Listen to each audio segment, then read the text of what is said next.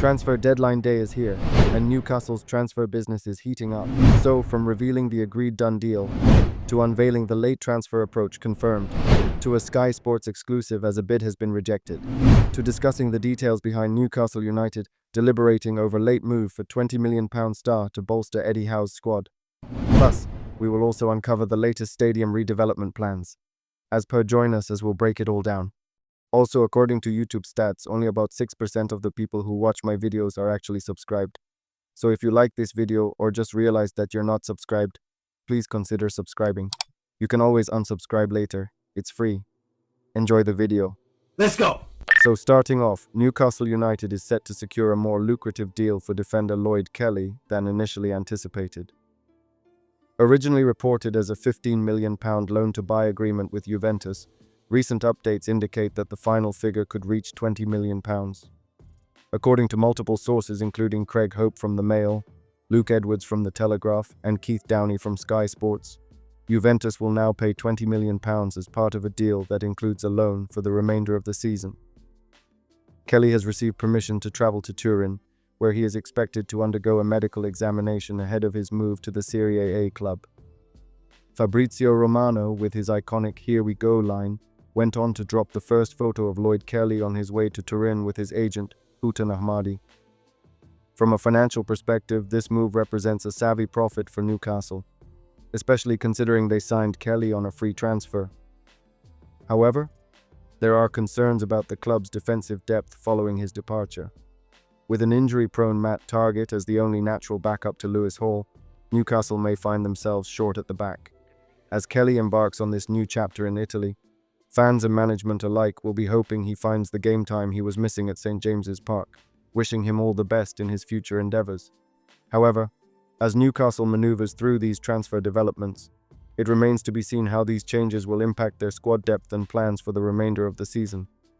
With less than 24 hours left in the transfer window, any further moves will be closely watched by fans and pundits alike.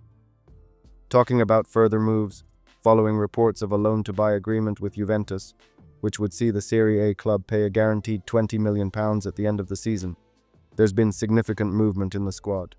This is because Newcastle has rejected a loan bid from Watford for left-back Matt Targett.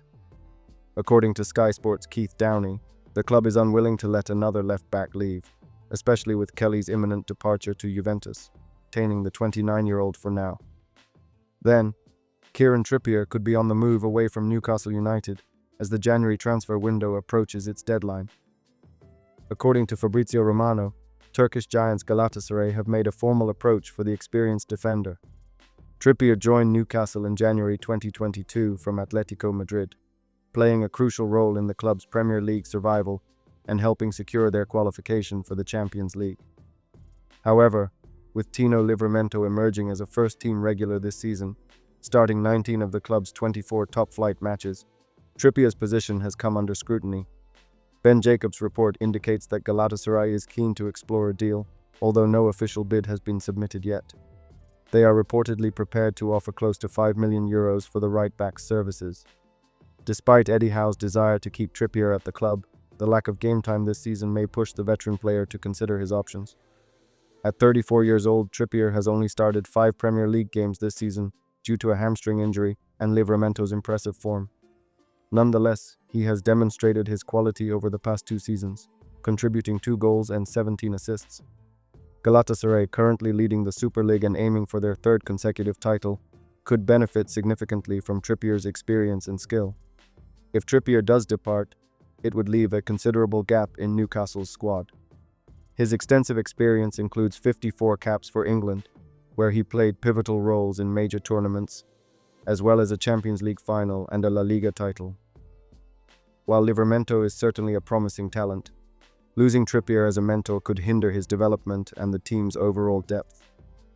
The situation remains fluid, and it will be interesting to see how it unfolds. Then moving on, Newcastle United are actively pursuing a pre-contract agreement with Malaga winger Antonio Cordero, known as Antonito, ahead of next summer when he will become a free agent, according to the Daily Mail. The 18-year-old Spaniard has made a name for himself at La Rosaleda Stadium, establishing himself as a regular starter and impressing with his performances in the second tier of Spanish football. This season, He has bagged 4 goals and 6 assists in 22 games while showcasing his versatility by playing on either wing. With Antonito's contract set to expire at the end of the season, Newcastle's transfer chiefs are keen to bolster Eddie Howe's squad with youthful additions. The club is looking to navigate the Premier League's profit and sustainability rules by signing the 6-cap Spain under-19 international, who began his youth career at Real Betis. His pacey playing style has drawn comparisons to Arsenal's Gabriel Martinelli, making him an attractive prospect for the Magpies.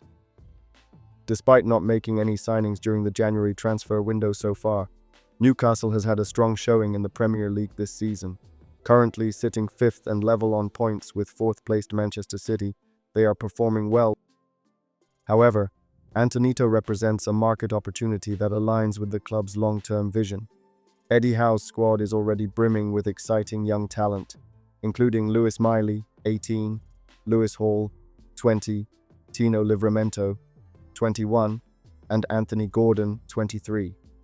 While it's uncertain whether Antonito would be a first-team signing right away, Newcastle may need to offer assurances of game time to fend off interest from other clubs. Barcelona and Real Madrid are also monitoring Antonito's progress, with the Catalans reportedly considering a €2 million offer.